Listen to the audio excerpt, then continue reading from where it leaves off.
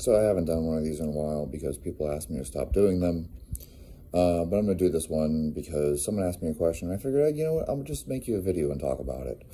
The way that we develop lifters is very different than the way that people have to train once they're at the elite level, right?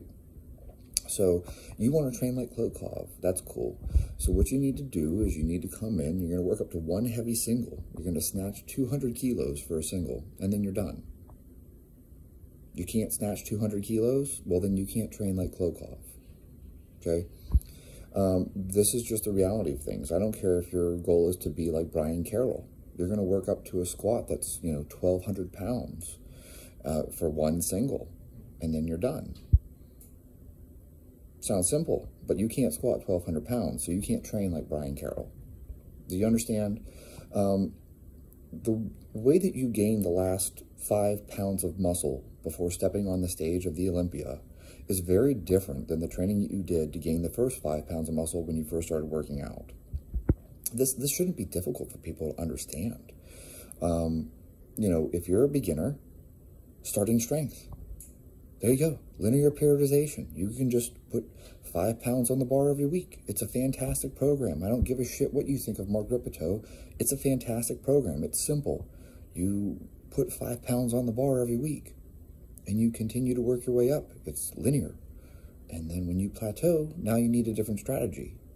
Anyone who's been training for any length of time knows that you can't just keep putting 5 pounds on the bar every week. But you were able to do that as a beginner, okay? You want to get your push-ups to being able to do 300 push-ups in a single set.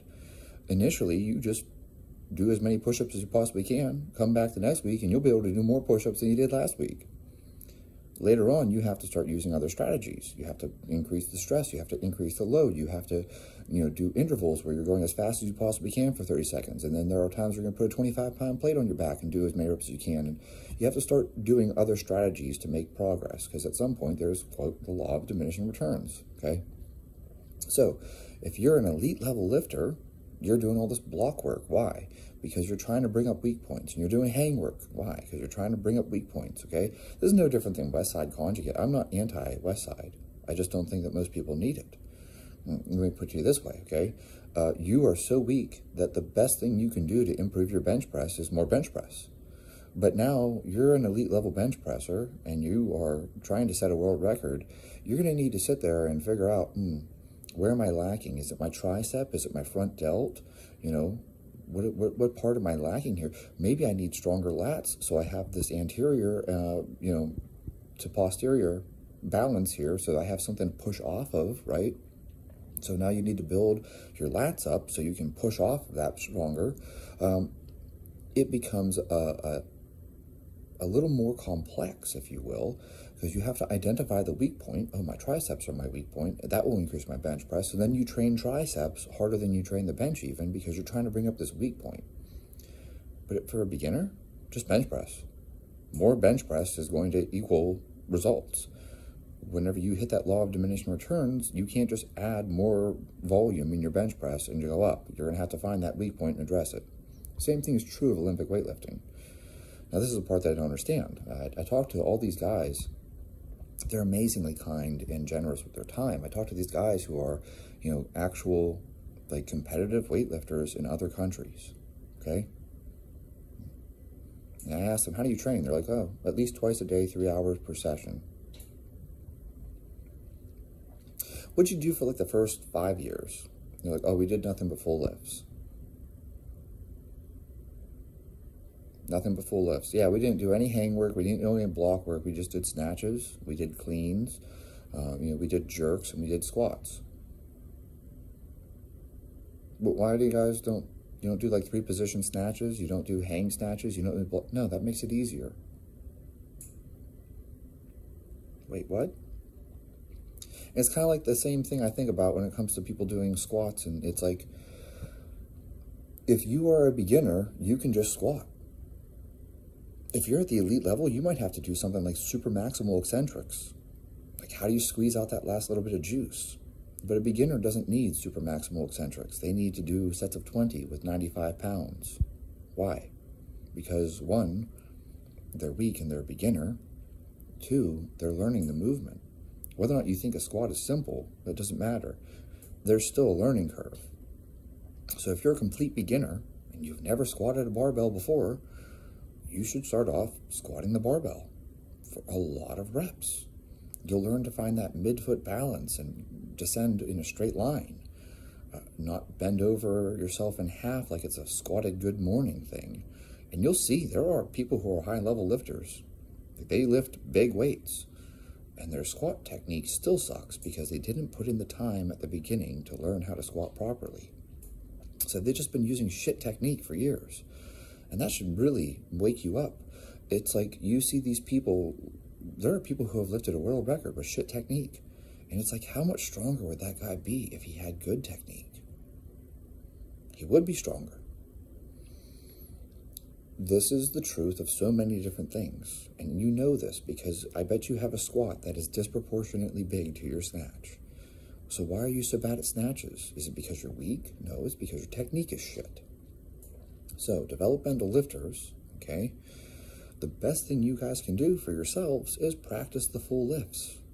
I know.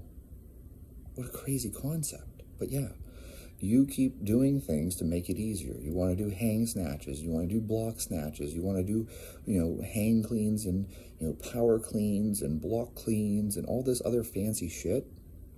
That is the dumbest fucking thing I've ever seen. I cannot believe there are weightlifting coaches out there in the Western hemisphere or the Western countries or whatever you want to say, whether it's England or Australia or in America. I see these people and they're like, I use hang work with my beginners. I use block work with beginners. And it's like, what the fuck for? Look at how the Russians train. Look at how the Chinese train. What do? Oh, they have their beginners pull from the floor. The Klokov had this great comment once. He said, American lifters pull from blocks, Russian lifters pull from deficit. Yeah, they make it harder. That makes sense. If you can fucking clean 200 kilos from a deficit, you're not going to have a problem cleaning 200 kilos from the floor, okay? But, we love to do this stuff in American lifting where the hardest part of the lift is the floor. Anyone that knows anything about your lift, the hardest part is pulling from the floor. So what do? Oh, we just remove that part. Well, how do you think that's going to work for you in the long term? You're avoiding the hard part. How do you expect to get good at it? You're going to get good at it by not doing it? What the fuck is that? So my advice to you, if you're a developmental lifter, I know you don't want to hear this. It's going to hurt your feelings because you like doing the hang work. You like doing the block work. Pull from the floor. I had no choice. I had no blocks. So I always had to pull from the floor. And sure, I'll admit that I did hang work, but actually every time I did hang work, I had to pull it off the floor in the first place. And I really didn't know any better when I was starting out, so pretty much 99% of what I did was full lifts. I wasn't trying to do power cleans and power snatches. I wasn't doing hang snatches. I was doing snatches. I was doing cleans. And of course, if you clean it, you better jerk it. I never, ever cleaned something and didn't at least attempt to jerk it because I'm stupid. But, that's what I do. It's like, well, I did all the work to get here. I might as well try to jerk it. Even though it was an absurdly heavy weight that I shouldn't even try to jerk. I was like, I'm still going to try to jerk it anyways. And that's the reality. If you are a developmental lifter, if you are not at the elite level, and I doubt that anyone at the elite level is watching me. If you snatch over 200 and you're watching me, thank you. Please leave a comment below. But for the rest of us who don't snatch 200 kilos, yeah, the way for you to get better is to do the full lifts. Snatch from the floor, clean from the floor, and do a whole bunch of squats. Build your leg strength. Stop maxing out. That's not helping you. This is not powerlifting. You don't compete in the squat. So spend most of your time doing 3 to 5 reps. Lots and lots of sets of 3 to 5 reps. Getting really, really fucking strong. Build your legs. Build your legs. Build your legs. And then eventually, you start having pulls and presses and stuff like that, and they're later on. But initially, you need to be really hammering the lifts. Snatch, and I mean the full snatch from the floor, clean and jerk. The actual lift itself, the competition lifts. That's where you need to spend the majority of your time. And then squat to build strength. That's really the secret. I know, there's a secret training method. Yes, that's the secret that the Russians and the Ukrainians and the Chinese and everyone else figured out a long time ago, was to practice the actual competition lifts.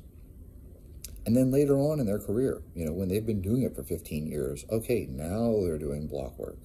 Now they're doing the hang work. Why? For the very same reason why the guy who is a world-class bencher is doing tricep work.